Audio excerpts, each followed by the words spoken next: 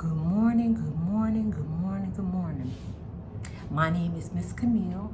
I am a licensed cosmetologist and I have over 35 years of experience in the cosmetology field. I own my own salon for like 15 years.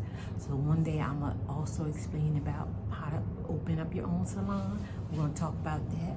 But today it tells from the salon. And today I'm gonna talk about the time that the police came up in the salon.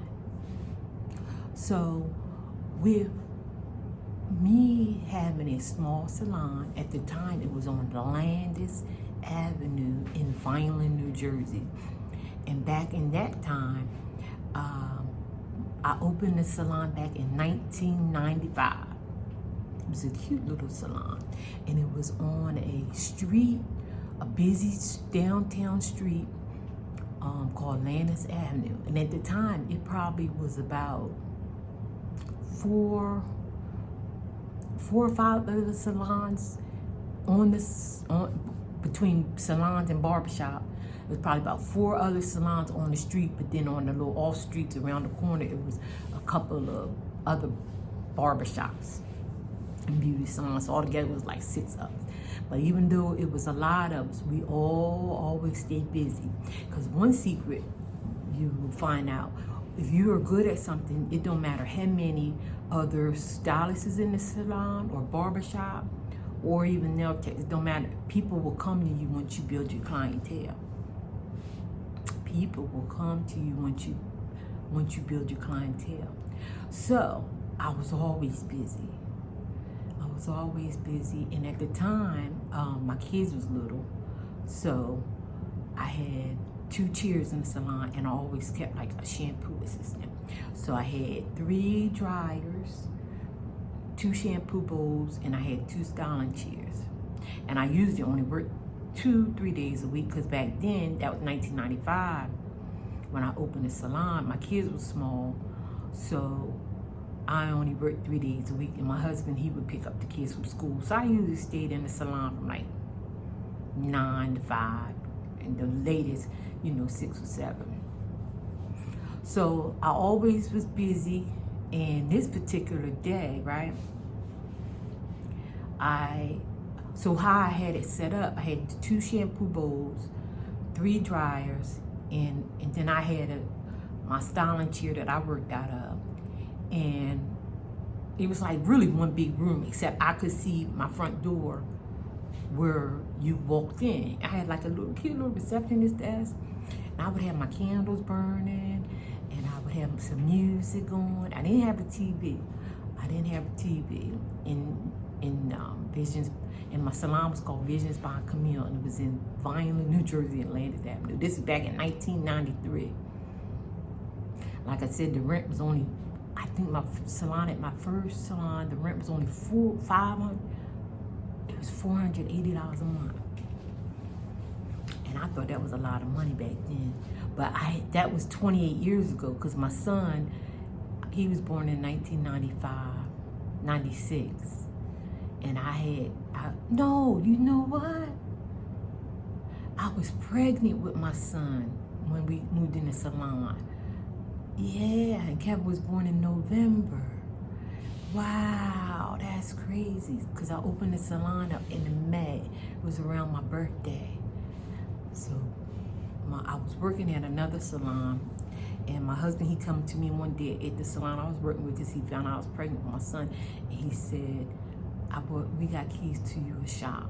And I said, what? He said, I don't want you working here no more. So that's another story for another day, why he didn't want me working at this one particular shop.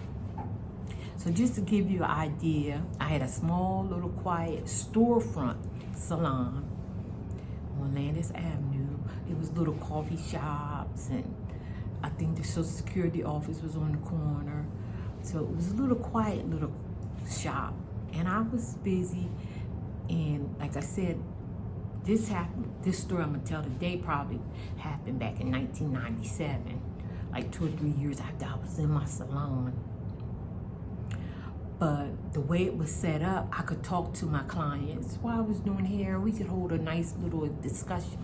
So this particular day, we was in the salon, and I had this girl, her name was, matter of fact, her name was Shakai.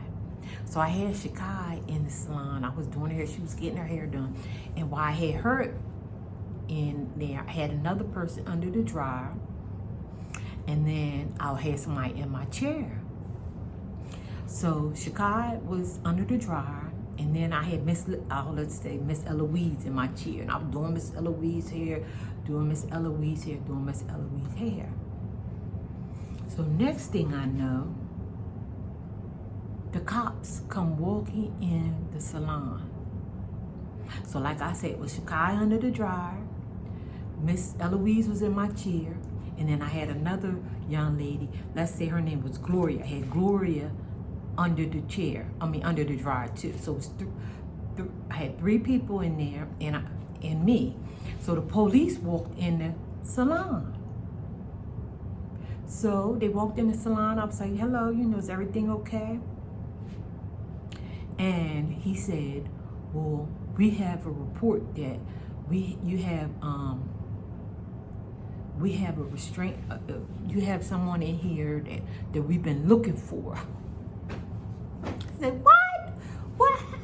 What you mean we had somebody you've been looking for? So he looked over the 2 police officers, right? So the one police officer, he said, do you mind, we just need to talk to this young lady under the dryer. And I was like, yeah, well, go ahead. So he said, he went over to Shakai under the dryer.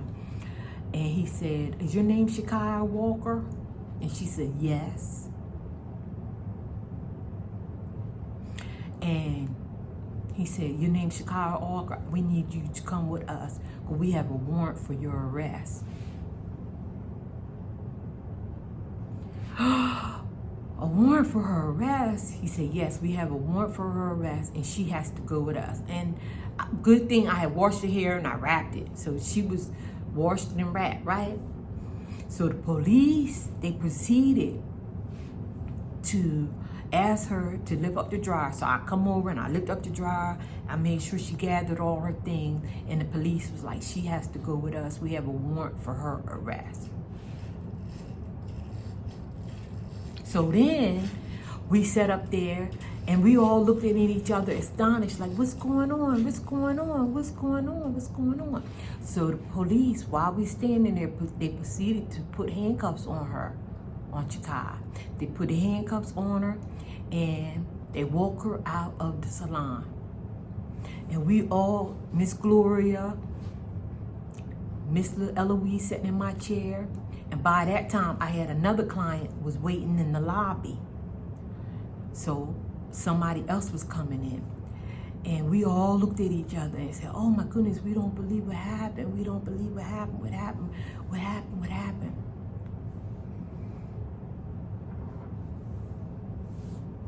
So girl, guess what? So come to find out,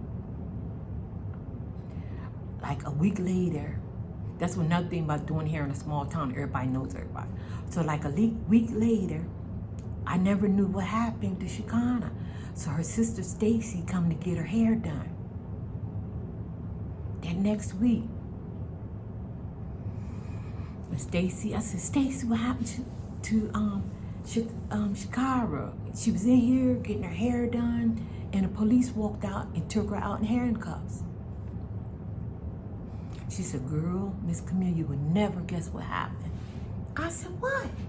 She said, JoJo, which her name was Josephine, walked by the salon while Shakai was in the chair under the dryer and saw her and called the police on her and had her arrested, because 2 months before that, they both was in the park out at the projects fighting over Shakai's boyfriend.